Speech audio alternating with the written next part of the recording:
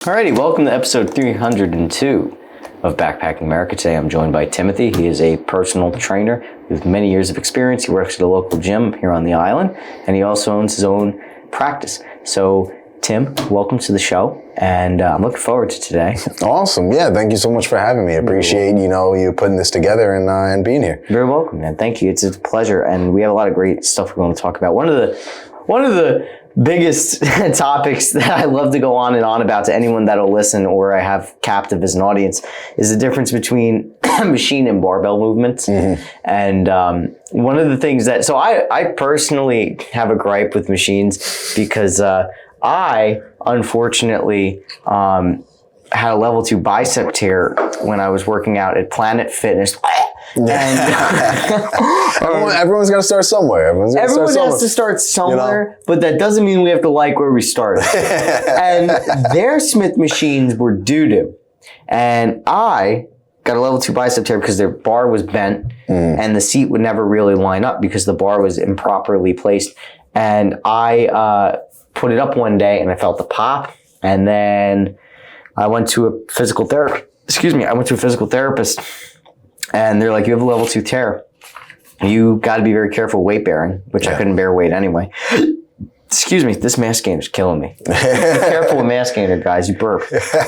So that's when it comes down to protein, influxes in protein, depending on the shake, depending on this. Gastrointestinal distress is bound to happen to some people. It's whether or not it happens elongation, you get used to it, or you don't get used to it and we have to change that supplementation. But hey, you're trying it out. First day on it, right? Second day on it. The protein farts were bad. They were atrocious. They happen, man. My wife, she leaves the house. I come home from workout, she's like, I'm going to go in the backyard. I don't want to. Oh, it's good, this shit. Oh my God, it's horrible. I must have taken a shit 3 times yesterday. That's I take 3 shits before I go to work in the morning. Dude, we're so cooked. It's not even funny.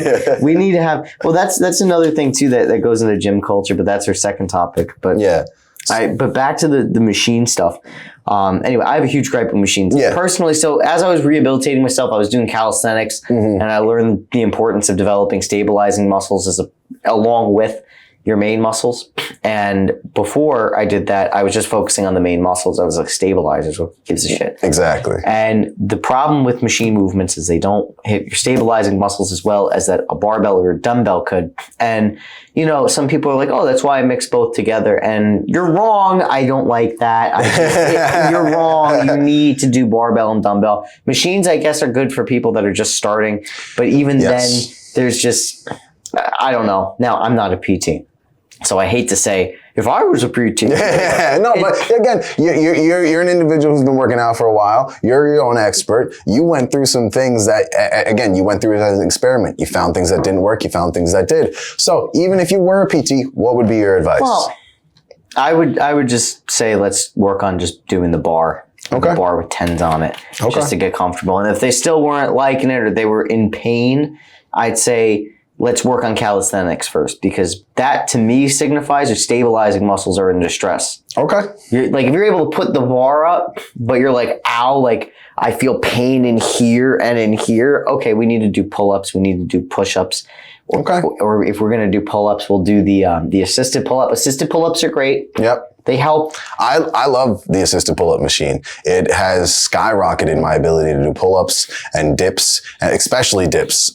Dips were a big one that took me a while to get fully into, but making sure that I get to that full end of that rep range, allowing it to be assisted, is one of the things that helped me out drastically. Now, when it comes down to these machine movements versus barbell movements, there's one thing that I'm going to say that's a little controversy that some people absolutely love that I am not a fan of.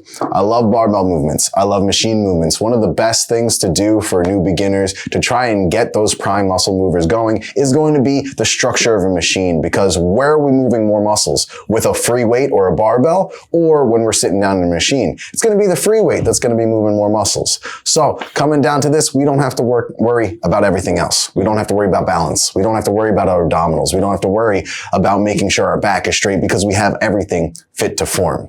When it comes down to barbell movements, we're moving a lot more muscles. We're moving a lot more stabilizers that are going to make sure that we're doing it correctly and recruiting all of our body.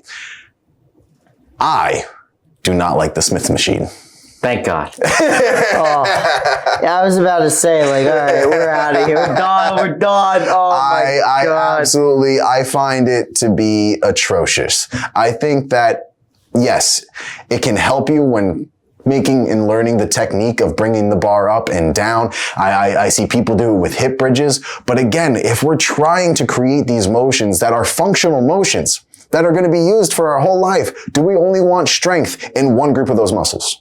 No. Do we want recruitment of our entire body to make sure we're stabilizing those motions? Well, yeah, of course. And that's why, but the thing is like with the machine, and I understand that too, where it's like, okay, the main muscle is being moved. We don't have to worry about anything else. I feel like the biggest problem is that people don't do it correctly. Like, I can understand if you took a day and you were like, I really just want to work on my main muscle right now. And maybe, like for bench, say I'm going to do military press with the plates loaded on. Sure. You know, I can understand if you want to take a day to do that. So that way, when you hit your bench, you're primed and ready to go. Sure. My hatred for the machines is because I'm short. I'm 5'4". The one size fits all doesn't. No, Does it? my feet dangle. They dangle. How the fuck am I supposed to push the weight if I can't put my feet on the floor? Even the adjustability doesn't equate for all sizes. So I can agree with you there. It doesn't.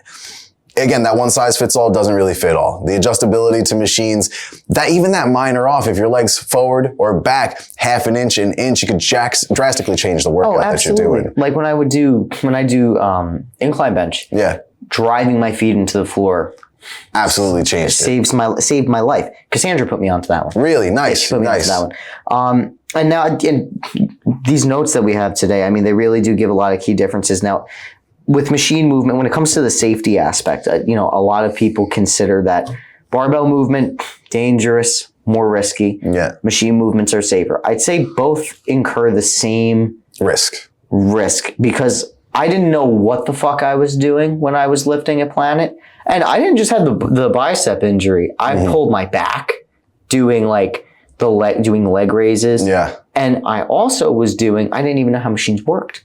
So what I was doing, I was going and doing 3 different exercises of lat pull down without even realizing that you were doing lat pull down and overexusing muscles. Yes. So that's also a problem too, where machines, they look different, so we think they're different.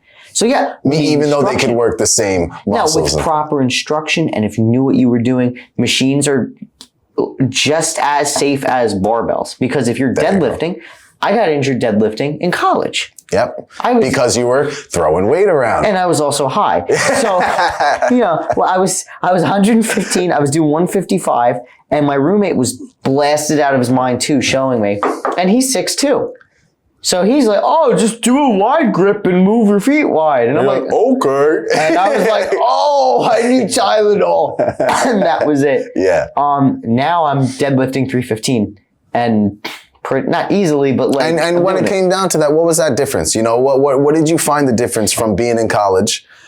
And then what is your technique difference now that you use? My technique was non-existent in college. I just went to the gym and I didn't know what I was doing. So I understand, like, when people come to the gym and they're new, like, they don't understand, like, they're just like, oh, if I go to the gym, I'll lose weight or I'll gain muscle. Sure. And I guess the difference is I developed a program for myself. Mm-hmm.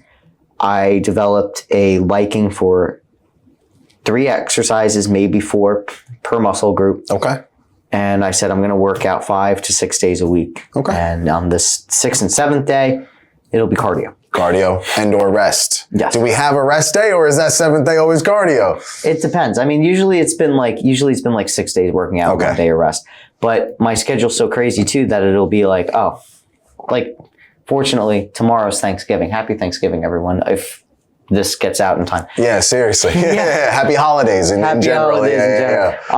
But that's more like how I organize it now. When I was just starting, it was like, I'll go 6 days a week and I'll just do stuff. Yeah. When I was in college, I went 2 days a week, maybe. And I wasn't eating.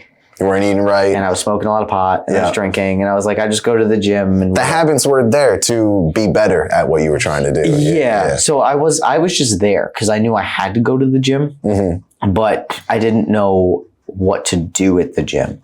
So I figured it out after I got injured. I was like, okay, I was on the Arnold split when I was a Planet. Yep. I applied the Arnold split to calisthenics. And then as I rehabilitated myself, I adopted the Arnold split as it was intended to be. And then my gains exploded. So last year I was 100 and, according to MyFitnessPal, I was 125 last year. Okay. I didn't even know that. I thought I was 135. That's what, 30 pounds lighter than we are right now? 20 pounds lighter, yeah. And I'm looking at it, I'm like, holy shit. And I'm looking at my old lifts. And I'm like, what? This is not, like, my bench was, I think, 155. And which is now 185. Crazy. So it's nuts. Exponential strength growth. And that was when I cut out protein shakes. Okay. And that was without excess protein. That was without excess protein. That was just eating properly. Yeah. Just eating the whole foods. Now I'm at the point where I need to eat I need the protein count. I need the calorie count because now I'm getting lightheaded. I'm having hypoglycemic episodes. So now I have to. The whole point of why I did it that way is I wanted to see what the body could achieve with minimal supplementation. Sure. So if you want a decent physique and you don't really care about putting up numbers, you just want to get stronger. Yeah. And be maintained, you don't need protein shakes. No. You don't need creatine. You don't need XYZ. Just drink water. Mm-hmm. Eat well. Yep. Get some sleep. Maybe go 3-4 days a week, and you'll be fine. I always say, people, when it comes down to fitness, the gym, anything of that nature, starts with nutrition. You don't need to go to the gym, regardless of barbell or machine movements or anything. If you want to lose weight and build muscle, the main thing is it starts with nutrition. If you don't know where you're starting, you don't know how much you're taking in, how much is going out, start there. Many apps that you can help you use. You can always reach out, especially to either Anthony or I, and we'll be able to direct you in that notion. But getting back to what we're talking about, I still like machine movements. Mm-hmm. I still have machine movements in my workout.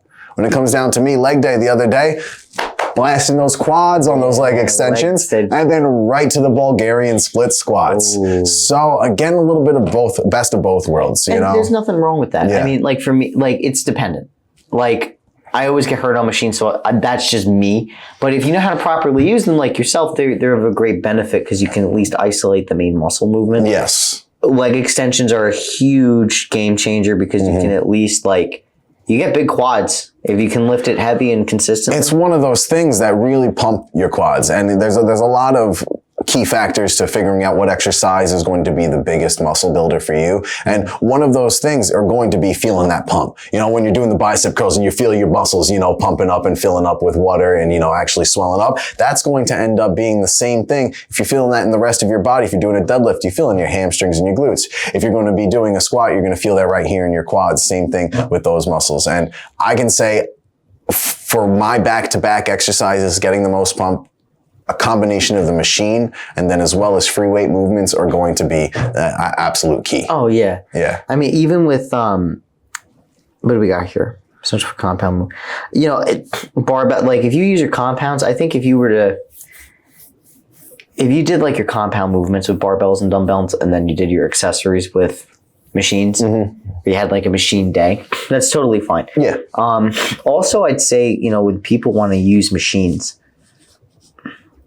there's often like the desire to push as much as you can with a barbell or vice versa. Yeah. Doesn't translate. The ego lifting. It's the ego lifting, but it's also like a lack of understanding of the machine. Mm-hmm. The machine is a resistance tool. You're not lifting, like when you're doing a lat pull down and it says 160 pounds on the bottom of the stack, that's not like a 160 pound piece of slab. It's 165 pounds of resistance. Yes. So, you know, if you're able to do, like it used to be where, no, even so, like I could do 160 on lat pull downs, but I could do 7 reps of weighted pull-ups with a 45 on my waist. Okay. All right. So in that same instance, when we're doing the lat pull downs, where are we more supported and structured? Well, you're supported on your legs. Okay. Because you're putting yourself into that locking mechanism. Absolutely. And you're driving your feet down. So where are we not supported when it comes down to our pull-ups? Nowhere. Exactly. Well, that's what I'm saying. It's all those excess motion that we're stopping from happening. What I'm saying is like,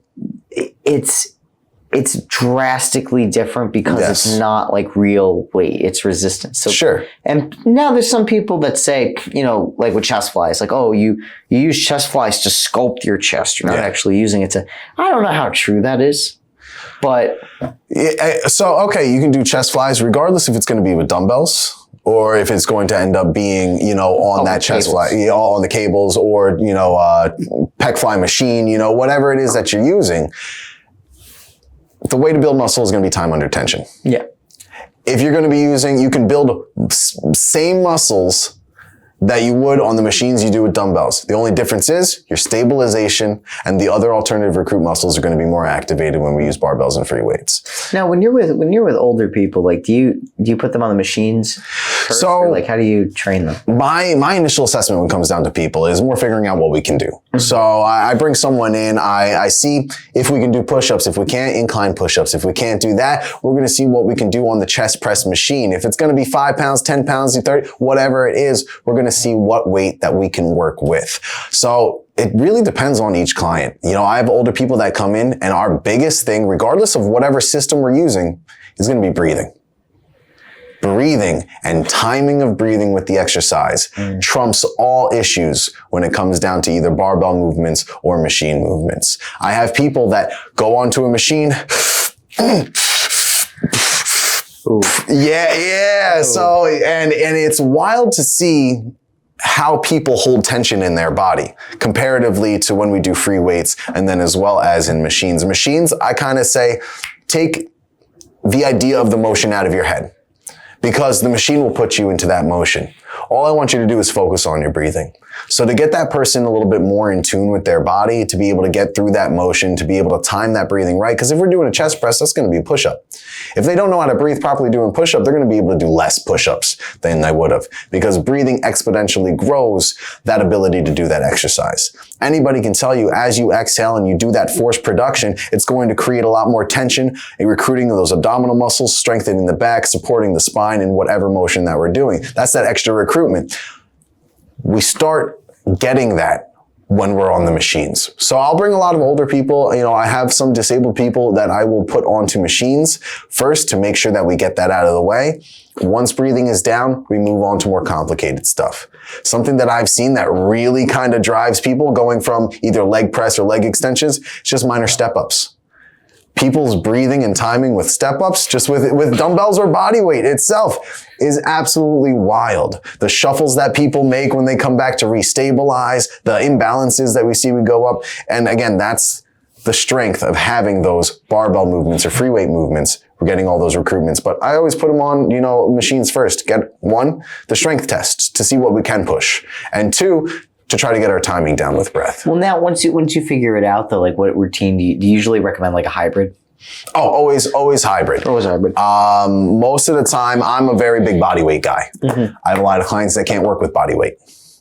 So I have to make sure that there are variations that we put into it. Like again, with push-ups, I'll have someone do as many push-ups as they can, complete the set with incline push-ups. If I have a client that can't do push-ups, unfortunately, we're going to go to the chest press. Maybe we go to a cable chest press. Maybe we'll go down to, you know, the actual seated chest press machine, just so that we can get through those motions, get that set in and work that chest. Because otherwise, what's the alternative? We're not working out the chest. So I want to make sure that we're going to be able to work out each body part that's necessity throughout whatever program we're working with. If it's a full day, we're doing a full day. You know, we're going to make sure that we hit all of those body parts. If it's 1 day a week, I have a client to 5 days a week. We're going to make sure that we have a plan and we're going to go off that plan. Like I have some guy who comes 5 days a week. We're going to make sure we hit different body parts. And for him, some days just on the turf.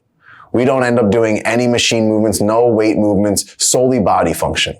And as I find as though that doing those type of motions, regardless of whether it's barbell weights or just by yourself, will make whatever weight you're doing next exponentially grow. Oh yeah, especially with body weight. Excuse me, I'm like congested. No problem. But if you were to do,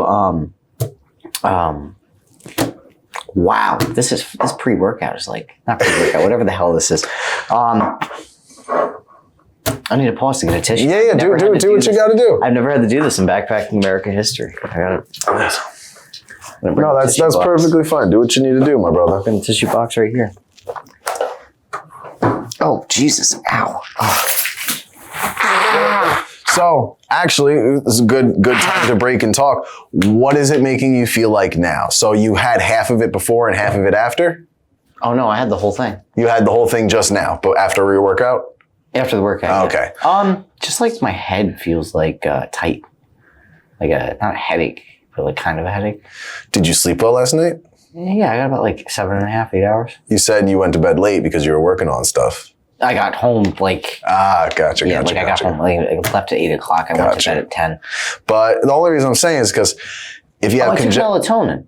You took melatonin, okay. Yeah. So you may feel 1, groggy from melatonin. 2, sleep schedule. You changed your dietary supplementation. Yeah. Your body, 1, gastric, you've already mentioned that. You've already mentioned that you had a couple of things. So going into something as high as a mass gainer can end up doing a little bit of disruption. Mm-hmm. So going forward, maybe the mass gainer, maybe that extra calories, maybe that extra amount is going to be something that doesn't sit well with you. So getting like from whole foods, you've been really good with whole foods. Your body reacts to those really well, right? Mm-hmm. We're going to want to get 70 to 80% of our protein from whole foods. Yeah. That other supplementation, maybe that mass gainer, split up. You can have half in the morning, half at the end of the day. Half before your workout, half after. Mm. But what I suggest is starting the day with heavy protein. Making sure that you have, if we're 145 pounds, we're looking to build muscle, anywhere between 1 to 1.2 grams of protein per body weight. Oh yeah. Yeah. I have, my breakfast is like 33 to 35 grams. Good. Of protein. Yeah. Good. No, I got that part down. It's just like with the meals, it doesn't add up to what you need. That's why I need most of it is like whole foods. It's just the 50 grams from the shake is like, we're good. Yeah, it smacks you right over that edge. Smacks you right over the edge. Okay.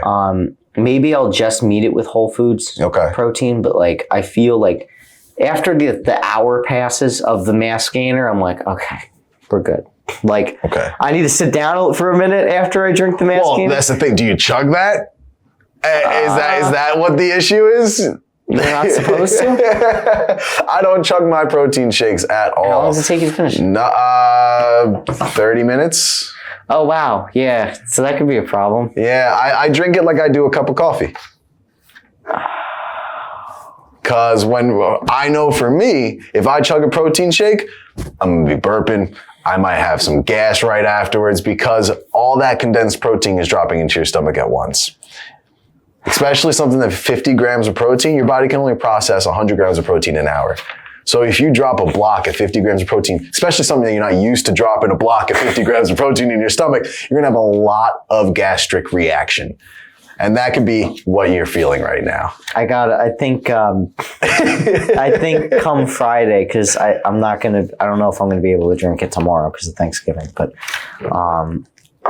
I will be, I might be having it. I'll see how I feel like during, I want to before the workout, after the workout, you know, just make it a little lighter on your stomach. You're still going to get the same protein. Just not all at once. It's so much timing to eat. It is. It really is. I just got all new Pyrex containers for meal prep and stuff. Me and my wife, we've been on the soup kick. We've made soup 5 days in a row. Not my choice. I like soup. Don't get me wrong. Very easy. I have a whole bunch of rice cooker recipes. If you have a rice cooker, slow cooker, it comes down to it. Chicken, veggies, potatoes, throw it in, throw some seasonings. One of the best meals that you could have. Gets all your macros in there. The chicken's going to get your protein, lean meat, and then as well as the broth, a nice good filler that's not going to be so heavy on contents for calories. Oh, okay. So we have soup all the time. She's been on, we did a mushroom chicken rice soup, with Parmesan and all that other stuff. We did a nice chicken vegetable soup. We've done, chicken and chickpea curry soup.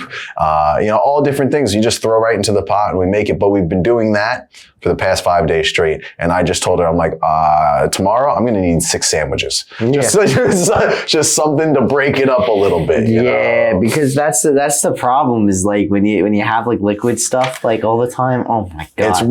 It's rough. You get hungry. Well, I had yesterday, I'll include this in the episode. Yeah, again, this is a snippet, Yeah, so I had, I bought a redefined meal. Yeah. And so I had that after my shake wear off yesterday. I was like, yo, I'm hungry. Like once this wears off, I'm like, oh, I want to eat. So I ate that. So I had chicken, rice, beans, cheese.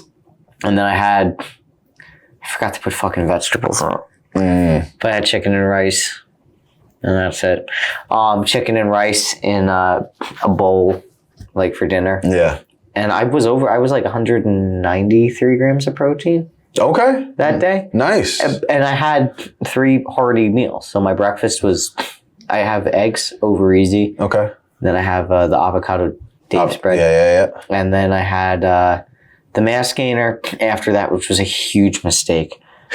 Wait 2 to 3 fucking hours after. Holy shit. I was like a gas canister. Dude. I'm just saying, you had all of that, plus you've never tried it before, and you just blasted your body with so much protein. I just think that's hilarious. Yeah. Because, I mean, you saw the effects right then and there. I hang on the extremes. So I'm a very...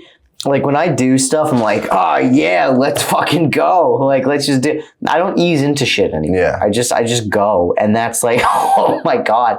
Now I know why. Yeah. But I do that because it's like I used to be so cautious. So it's like instead of waiting however long it's going to take you to work up that courage, you're like, might as well just don't be a pussy. Yeah. Like if it hurts, it hurts. Deal with it. Take an aspirin and try tomorrow. That's just how I look at it. And I'm.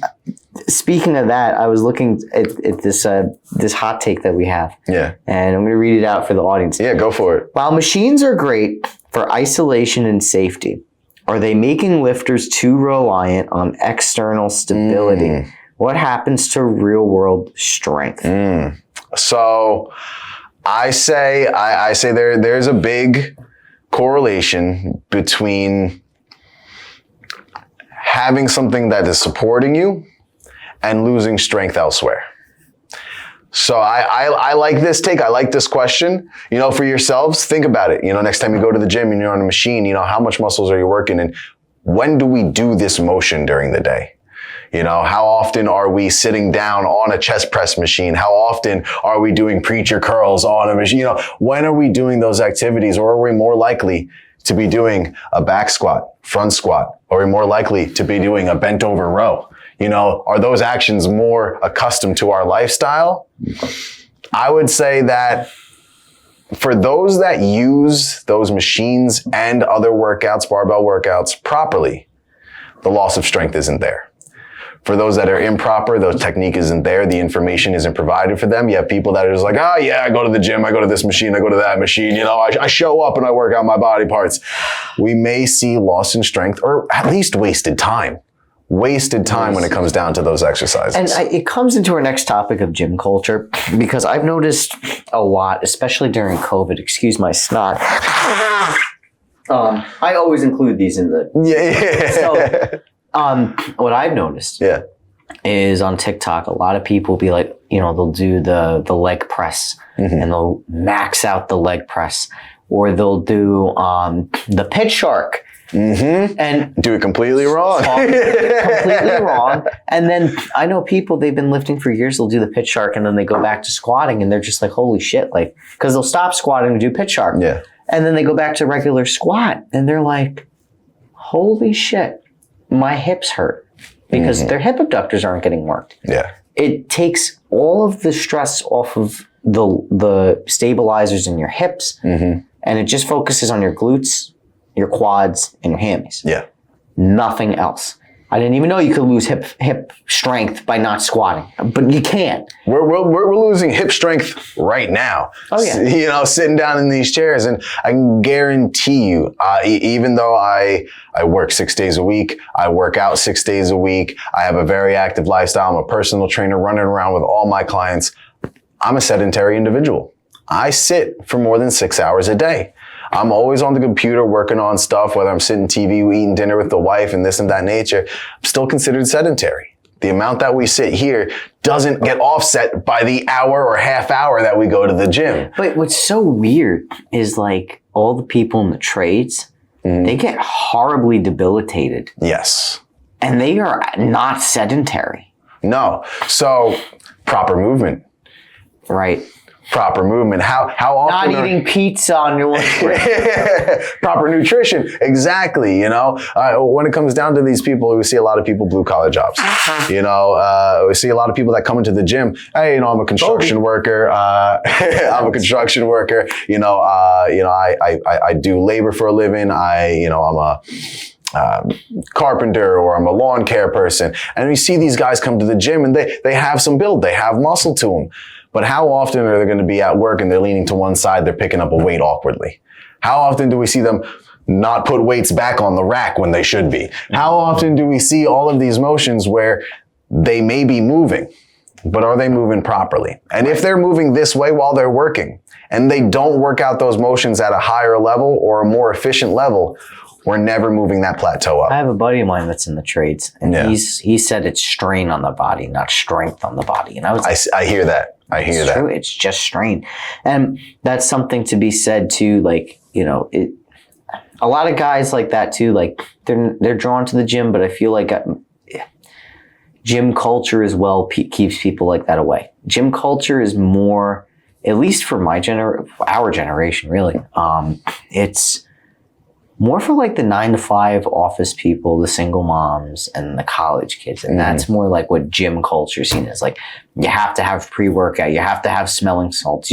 I'm going to the gym because I got heartbroken by a girl. I mean, how fucking gay reason?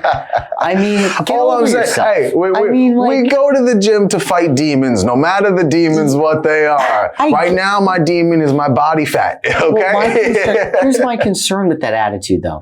When you're over the girl, sure, you're going to stop working out. I'm working out because I couldn't pick up a box of dishes when I was 22 in my own apartment. Yeah. It's a different mindset. And my biggest concern from a national security standpoint. And from a national security standpoint. Because, listen, obesity is a national security issue. It is. Listen, I got banned on Bumble for telling a girl, because she was making fun of my mustache at the time.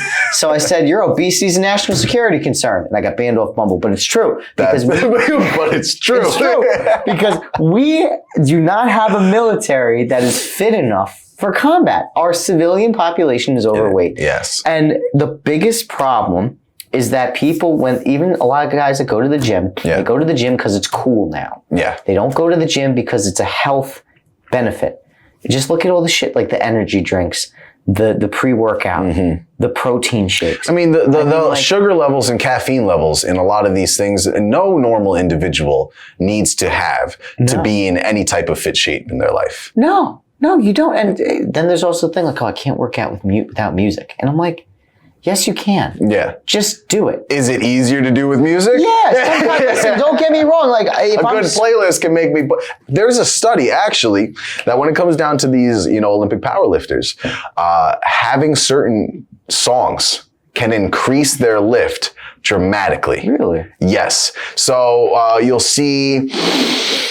What is it, Olympic swimmers or people who try to do these challenges, runners, they have the timed playlist because they know certain times they're able to complete by going through these songs. For lifters, put that music in. It's just the same thing as hitting those smelling salts. It triggers activity in your brain to help go through that motion. Because if you're used to lifting heavy at the cue of every song, when Metallica's coming in, when you're listening to Enter Sandman, that is going to be that cue for your muscles to go too. Sure. And if you do that every single time, it becomes more aware. Just like when we're doing a bicep curl and we're like, oh, we're moving it. We're not really feeling it by the third set. Okay, we're feeling it. And next time that we come into the gym, we know exactly what fibers we're reacting to. Sure. I mean, and don't get me wrong. Like, I like listening to music. I'd listen to music in the gym. But like, my thing is too, and there's something in here in our notes where it was talking about, it was actually the hot take, which I don't want to jump to. Well, actually, we're already there. Dude. Yeah, I was just about to say, go for it. So, has the pandemic permanently shifted gym culture to prioritize convenience over community, or are we seeing a rebound in in-person connections? I personally believe there's a gym community if you forge it, but I personally believe as a society, people don't want to be bothered at the gym. Okay. For example, my parents worked out in the 80s. Yeah. Huge into working out. They met at a gym. Okay. They got married, obviously. and now you talk to people at the gym and it's like, you got to be careful. I'm not talking about men or women. I'm just saying like in general, like a lot of people don't want to get bothered. A lot of people are like, I'm just here to work out and leave.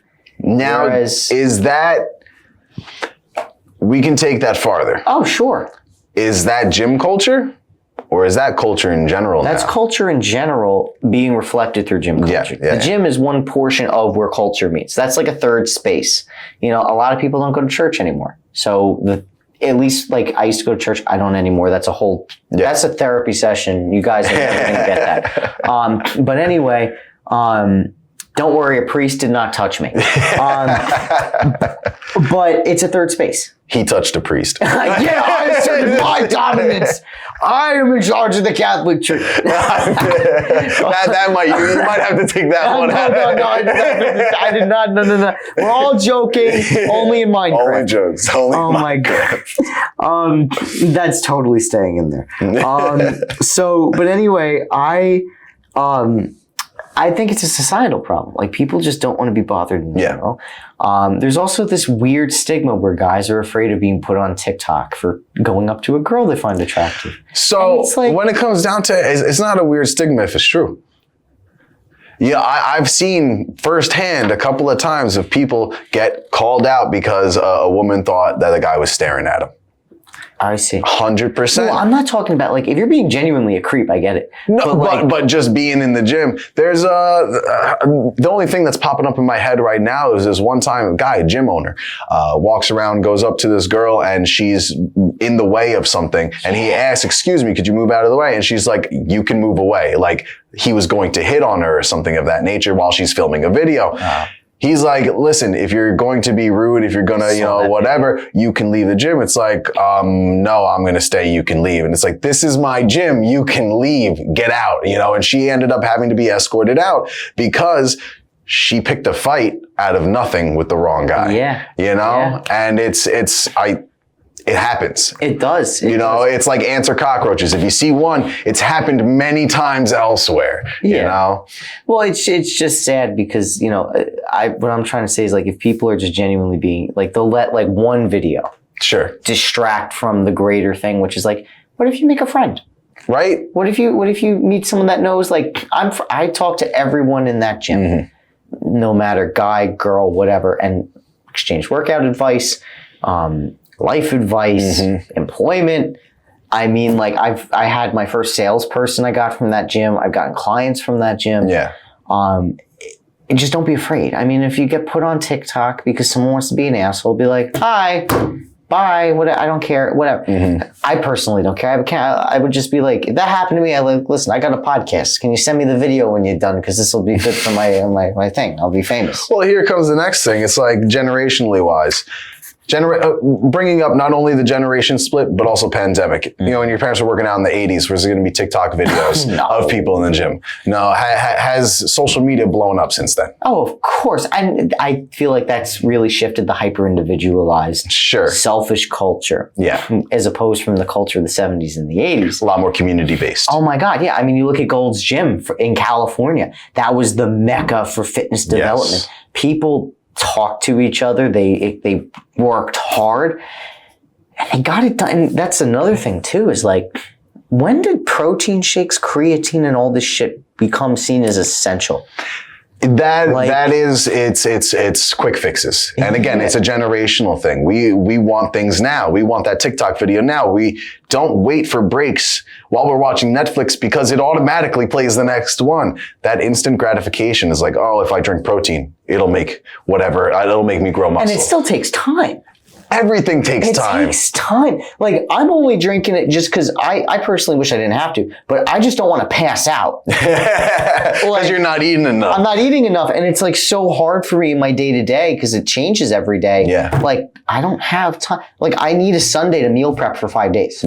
And sometimes it's not 5 meals. Sometimes it's got to be 10 meals. Because it's lunch and dinner on that. So it's really difficult. And, it's weird because I don't want to say I'm not like my generation, but it's just like the motivations are different. Like, when I talk to people, they're kind of like, "What?" And I'm like, "What do you mean, what?"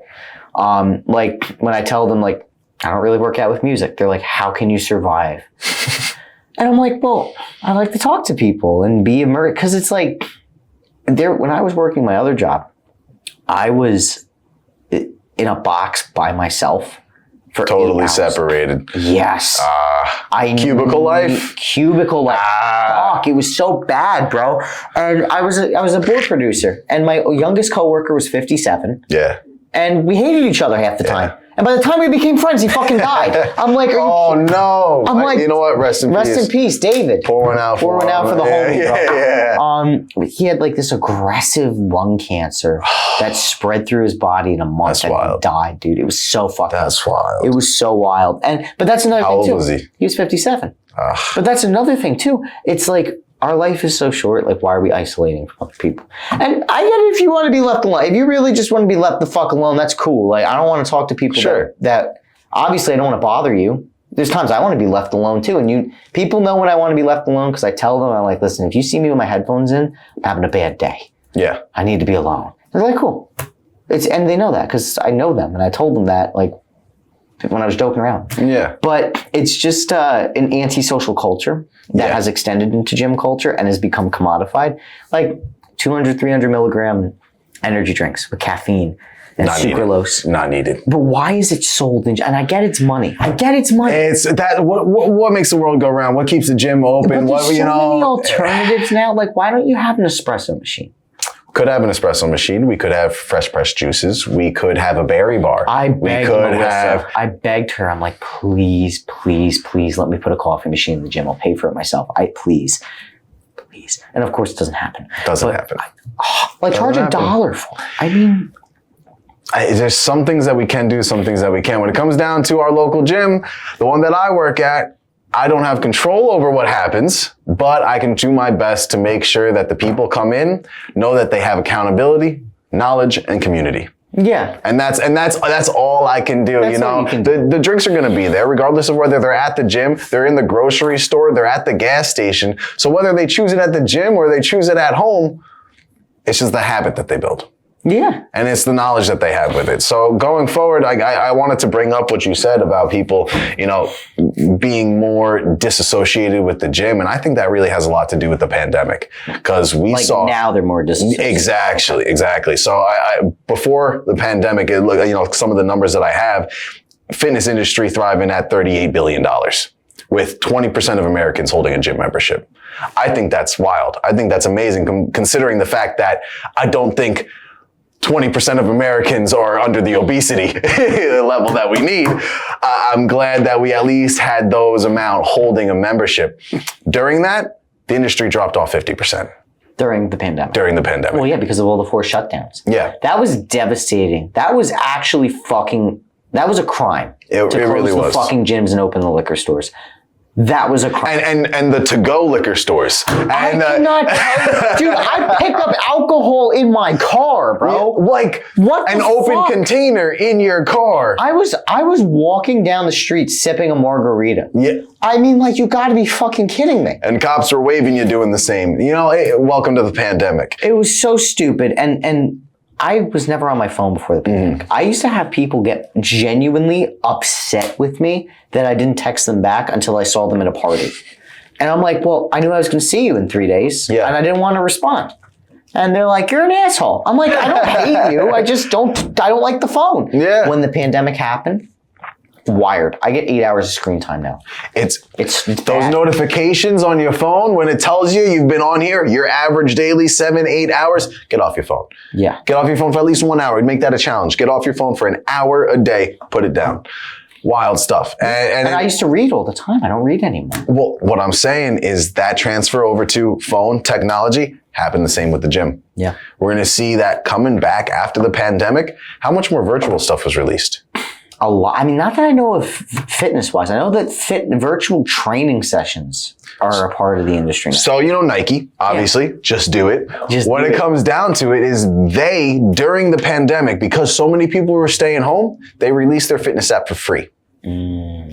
All of the trainings, all of their breath work, all of the yoga, styles, Pilates, everything that they have with all of their trainers available for free to the public.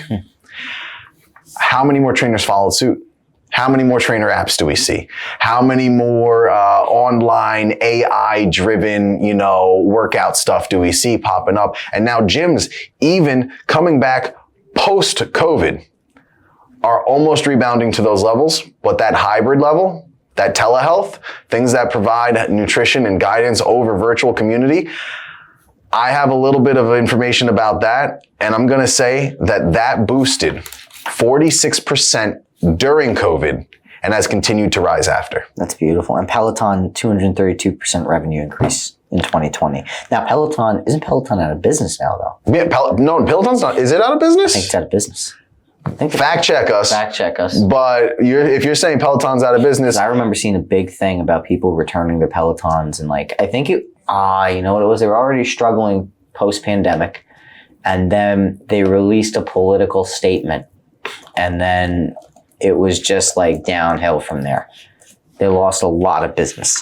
And so just going to interrupt. No, Peloton has not gone out of business, but the company has faced significant financial challenges and is currently attempting to restructure. Okay. Yeah. Okay. So they're kind of cooked. A little cooked. A little. Medium rare. Yeah. So the problem, and this is the thing too, like a lot of COVID dependent businesses like Zoom, for example. Zoom was a huge company and it's shrunk because everyone's going back to the office. People are mandating office returns. Well, I mean, you see the influx of work from home that happened when it comes down to COVID. Most places transferred over to solely work from home. So if you have 50, 100, 200, 500 employees all now working from home, what are they using? Microsoft Teams, Zoom, whatever. But there's so many better options than Zoom. Yeah. Like I love Discord.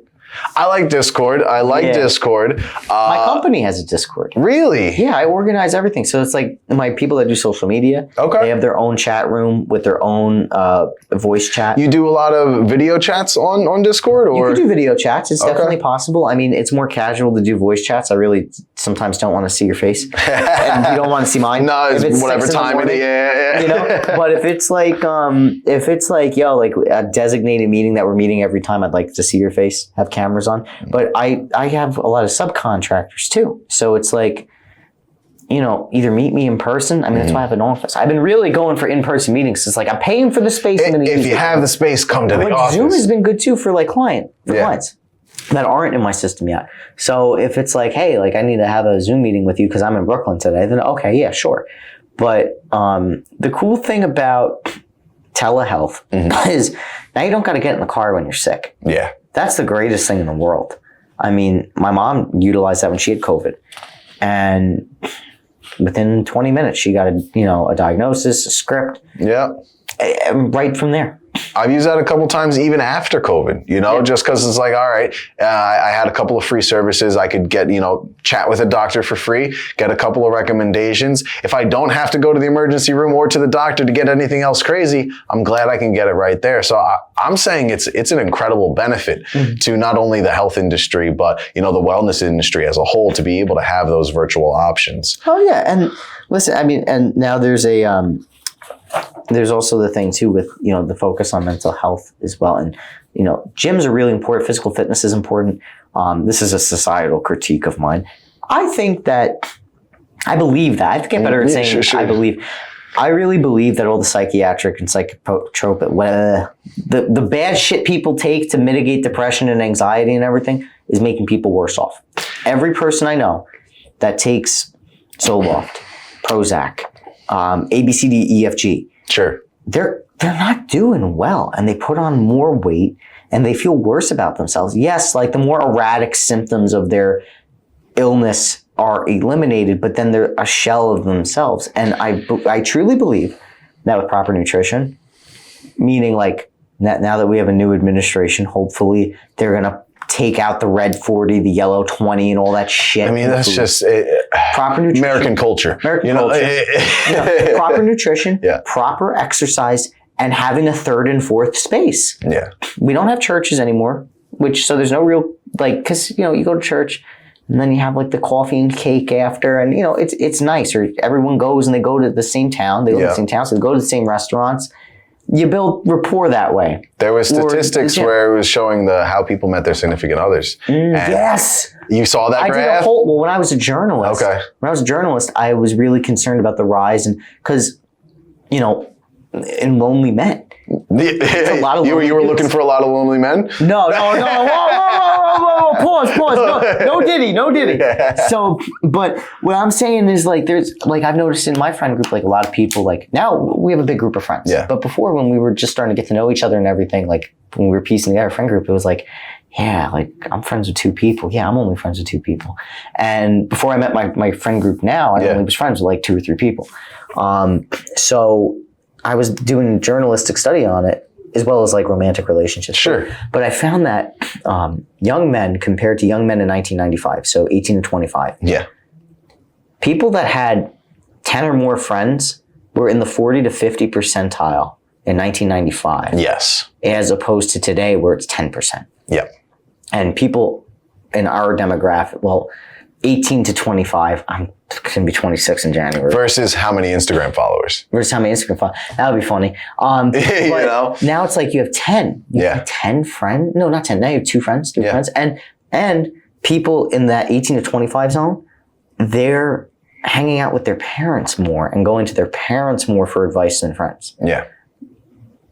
What the fuck? It's again, like, well, we lost, not saying we lost, but churches, people have stopped going a lot to churches. Many reasons, when it comes down to life, we all make decisions.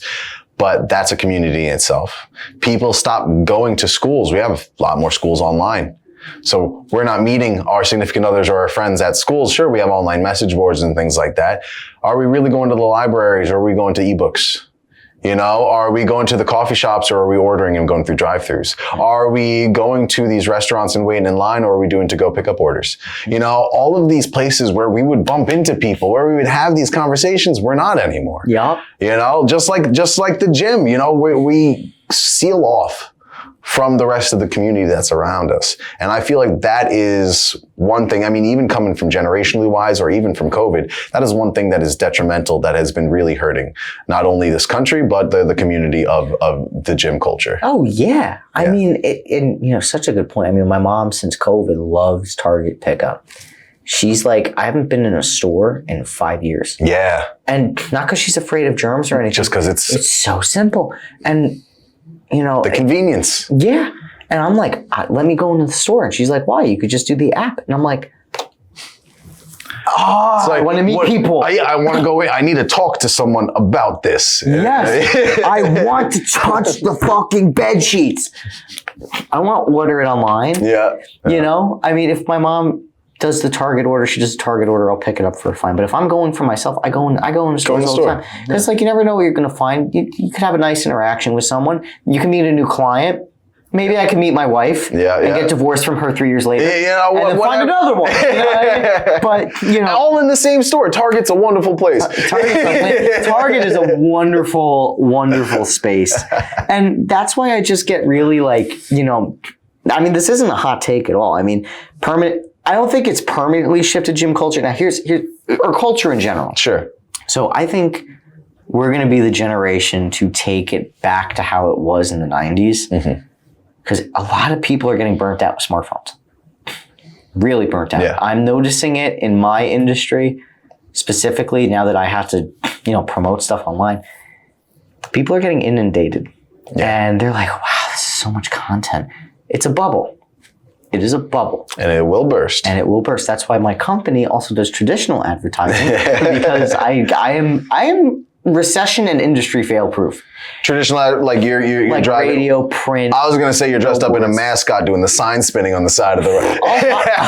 Shit. I'll find a way to source the costumes and the signs for you, but I'm not doing that shit. But like surveys with a barbell doing 245. Oh, that would be fucking nuts. Oh my god, if I could do that, I better get paid $100K a year. But it's just like a lot of society is shifting back. Like there's a new phone out called the Light phone.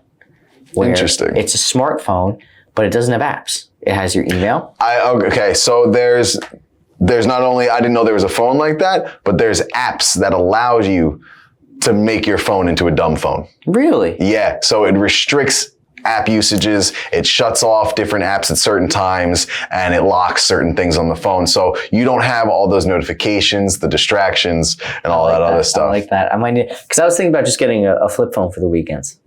Honestly, if we didn't need so much technology, I mean, look at what I do. I need the phone now. You know, It sucks. It's like I'm a prisoner to what I hate, but it's like it makes me money and I like it. Yeah. I love this. I just don't like this aspect. What I don't like about this aspect is my thumbs and my neck. Yeah. That's what kills me. That's the worst part. Because after the pandemic, you know what people's problems were coming to the gym? Neck, back, yeah. A lot of kyphotic posture. And that's going to be when your shoulders come out and round. And I guarantee I work with people that look exactly like this. Maybe even have that hump starting to come onto the back of their head. Yeah. And don't get me wrong, I feel like this some days, but let's stand up straight. Let's pull back, inhale deeply, and keep on pushing. Yeah, use voice assist on it and put an ear pod in or something. But it's just, it's sad that we're at that point where there's so much. You can't get away from it. You can't get away from it. And it's like, even like, it's just a shame. It's killing community because we're allowed to be, and it socializes you. That's the problem. Yeah. It's not like you're playing Flappy Bird. You are getting socially engineered to only talk through this. Yes, it is and it's a surveillance tool. And it's right now, I could say, "Hey, Apple product," and say that word, and she'll say, "Hey," she'll talk back. That means she's listening all the time. WD-40 and a Komatsu bulldozer. but it comes, FBI, it's a joke. No, when it comes down to that is. He's just making jokes, man. You're gonna get me put on a list or something. I'm already I'm on the lists. Don't worry. The FBI agent who's monitoring my phone call is like, Jesus, this guy's messed up. My FBI agent's probably mentally shot. I'd love to meet him one day. Honestly, you know what, FBI guy, if you're watching right now, like and subscribe. Yes. Like, subscribe, and I'll leave the back door open for you. Now I'm just I'll leave the back. No Diddy. No Diddy. No Diddy. That's gonna be. Is that the new catchspace for this month that we're working on? Yeah, no Diddy. All right. Actually, I'm out of date with it. That was like 2 months ago. Yeah, the memes are still up. The memes are still up. Yeah, I'm not that outdated. There was a girl. I know this is so off topic. We'll get back, but there was a teacher in high school I had for culinary. Yeah. And she was trying to relate with us through like old memes. Like she was sharing Doge memes in like 2017, and I was like. And there was a really misbehaved class too. And I was just sitting there at my senior year. I'm like, your memes suck. And she's like, excuse me? Yeah. I'm like, these are not dank. These are not dank. These are not, no. These are like, bad for real. And real shit. And she was like, wow, Baba, I'm trying to relate to you. I'm like, I'm never coming to this class again. And I dropped the class that day. I was done. I was just like, but she got an interaction out of one of the students, and that's all she wanted. That's all she wanted. I felt so bad for her. Miss Glass, if you're out there, I'm sorry for being a cunt. I was just sick of high school. But I guess to wrap it all up, the machine stuff, obviously just choose whatever you feel comfortable with. But at the end of the day, like I just don't want people. My biggest gripe is that I don't want people to do an exercise because they've been engineered on TikTok to do the exercise. Sure. They think that it's the best. Dietary, same thing. You don't need mass gainer. You don't. I need it, so I'm not going to pass out. You're using it. Do you need it? Or is it supplementing a different habit of not being able to have full meals? Well, that's why it kind of... So you don't need it, but it's helping you with what you got going on. If I was able to meal prep more effectively and eat every 4 hours, I wouldn't need it. So when we're meal prepping, make a crock pot of something. You're one individual. Make a giant crock pot, get you some Pyrex, some Tupperware, throw that in there, freezer, boom. You have it. And make soup. Soup. You can make cream soup too, so you can up the calories. You can put, extra cheese in there, up the protein. All this other stuff. High calorie soup. Loaded baked potato soup. Oh, that's a good one. There you go. That's a good one. What else? Let's see. You could do a chili. That's gonna be high calorie. That's going to be high protein. I fucking love chili. Oh my God. Believe it or not, the chili at Chili's is turkey chili. Turkey chili. Because otherwise, lean. Make sure we keep it lean because things with chilies, we like to add fats, oils, this, that, whatever. Yeah. No, but if we make it lean, we make it with the right stuff, beans, chickpeas, extra protein, good fiber, good carb intake. Good stuff. High calorie turkey. Oh yeah. Turkey chili. That's something to do. Yeah, I'm gonna make turkey chili. And we just had, I guess my cousin-in-law, he made a big pot of chili. He's been using AI to make a lot of his meals. And so he's like, oh, I want chili, but give me an unusual recipe. And it will give him something weird he's never tried before, and he tries it. He's been going on this kick now. And one of them was like I think it was like a Mexican chili with like dark chocolate and some type of other peppers that he roasted and he put in there. Absolutely came out delicious. He made this giant tub of it. And he's been making cornbread with chili. He made chili empanadas. He makes chili dogs. He's using the chili in all these other different recipes. That's high protein too. And it's high protein. You know what? I need to just utilize AI more. I'm still living in, this is the fucked up part about me. I own a very modern cutting edge company. And I'm like, and you do it all in here. How do I do this? I didn't even know the other day on Instagram, you have a QR code for your Instagram. Yes. And I'm like, son of a fucking They did. That bitch. was, I'm not sure how recent that is, but that is more recently than not. When I go to my networking meetings, somebody listening to this will be like, that's been forever. You're a shitty media company. Yeah. Your quality's dog shit. Well, you're dog shit. Fuck you. But what's crazy about it is like, I'll go to the networking meeting. There's like 5 other media companies there. Yeah. And then one of them will be like, you didn't know about this? Because they're more trendy. Yeah. And I'm not a trendy guy. So I'm more like, I want to make like cinematic, really cool. Like you've seen my ad at the gym. Like that. Cinematic. Yep. Kind of old school, but with the modern technology. Sure. That's my thing. So I'm like, fuck, I actually have to be trendy. And it's just, every time I go to be trendy, I'm like, oh, modern degeneracy, get away from me. Yeah. And then like in 10 years, I'll be like, oh, this is actually pretty groovy. But I need to like, my thing is like, I need to just pick up quick and not be stubborn. So with advertising, I like the situation of that old mattress store advertisement where that guy Bob's Furniture? Yeah. Yes. He just comes out directly, hey, I'm Bob, we got chairs. You like chairs? We got good chairs and they're gonna be good price. Let's go, you know? Yes. I love that. But this is the thing too, like if it fits your brand, then it's good. It doesn't have to be trendy. Because a lot of my clients, they look at the trendy shit and they're just like, oh, it's cool. It's a lot of fluff. That's the problem too. Like I call that hiding behind the fluff. Yeah. So a lot of media companies, what they'll do is they'll hide behind either a lack of equipment or a lack of understanding, and they'll just bomb it with effects. Yep. I was about to say a lot of effects, a lot of transitions, a lot of, big colorful signage, things like that. But without actually, it's like, okay, so what was the goal in achieving this? But that's the problem is like when I see a lot of the trendy stuff, it's like, what's the marketing goal? Is it just to get out there? Because or is it to build like rapport? Because a lot of my media packages, it's you sit down for 10 minutes, 20 minutes, and you do 2 10-minute interviews. Yep.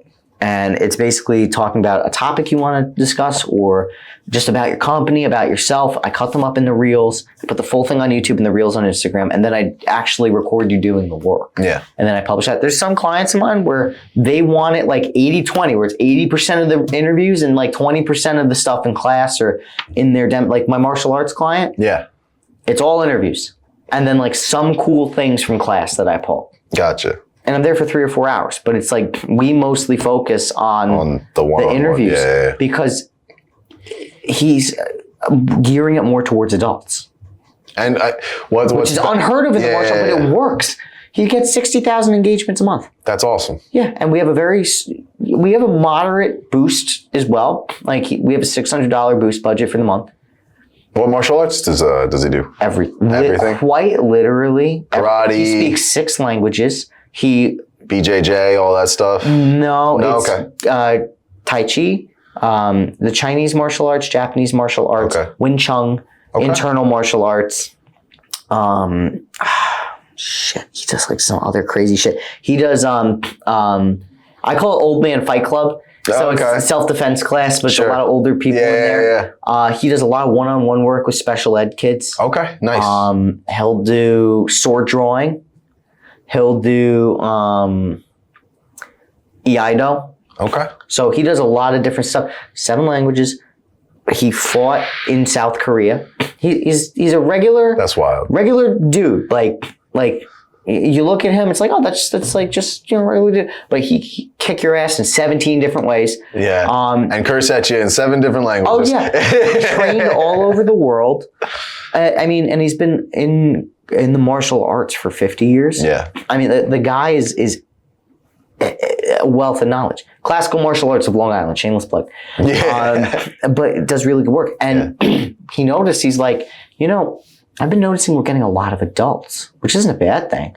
And I'm like, well, let's just focus on the interviews because you're a wealth of knowledge and that's going to attract adults.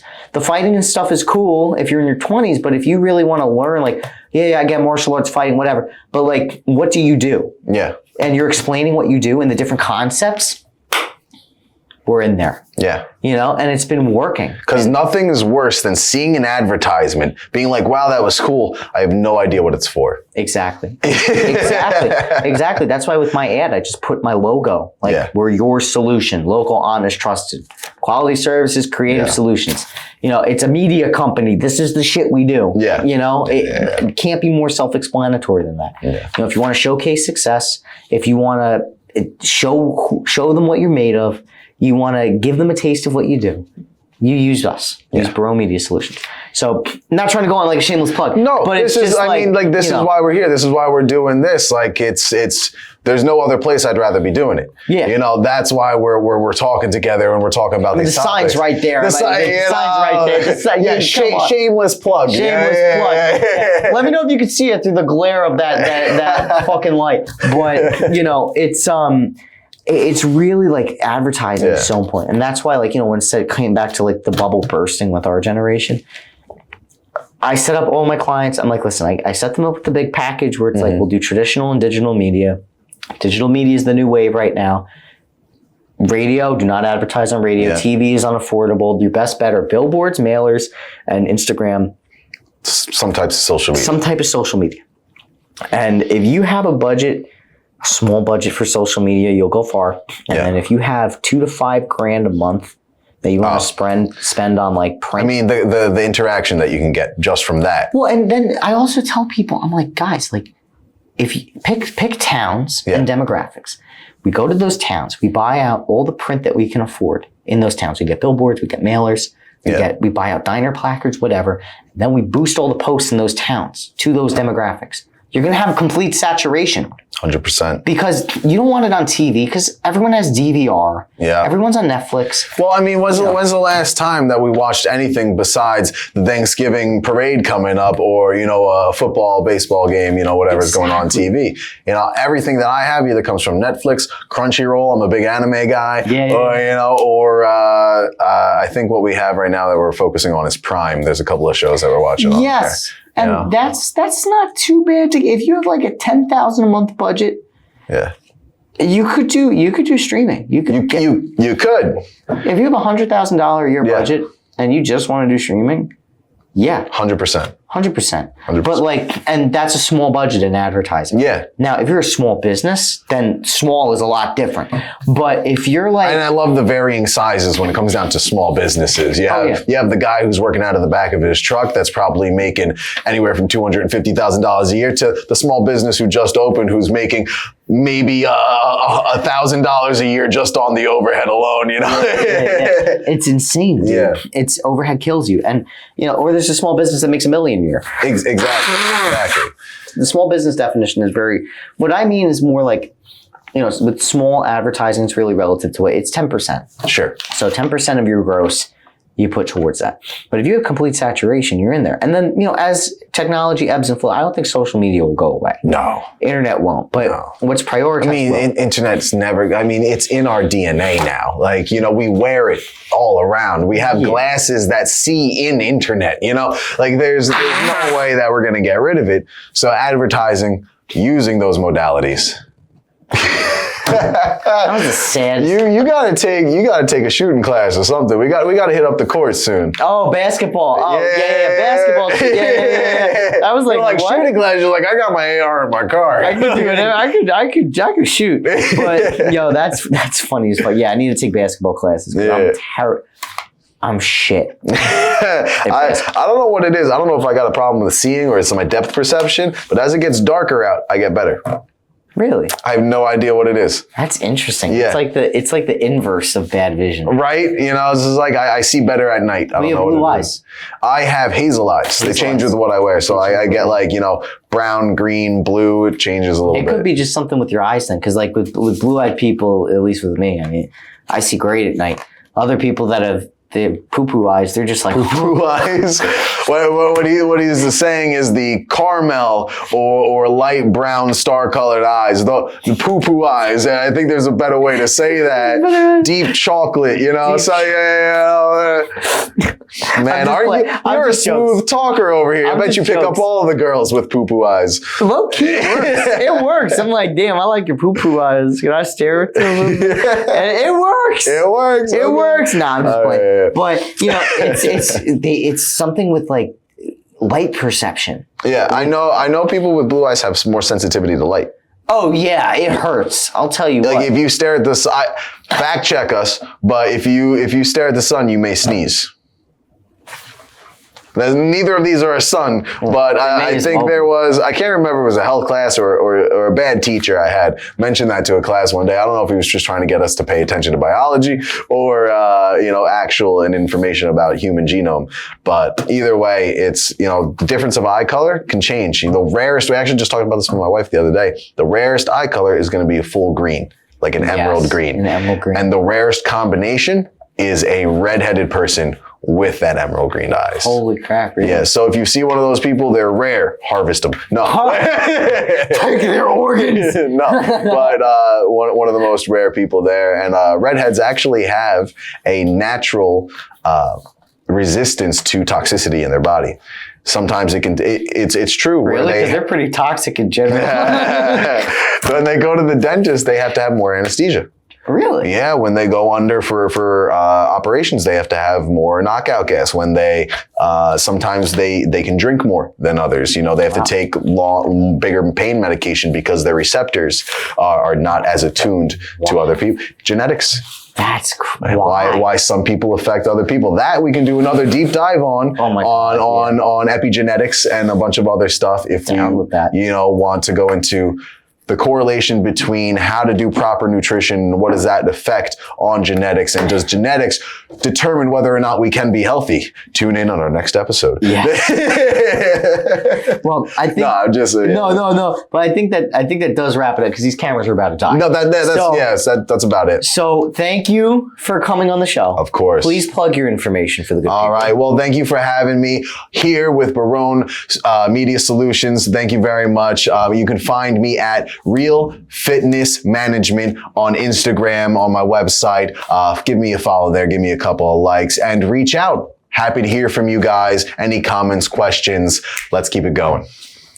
Thank you again. And to our listeners, thank you again. See you on episode 303. I promise it's not going to be a month until you hear from me.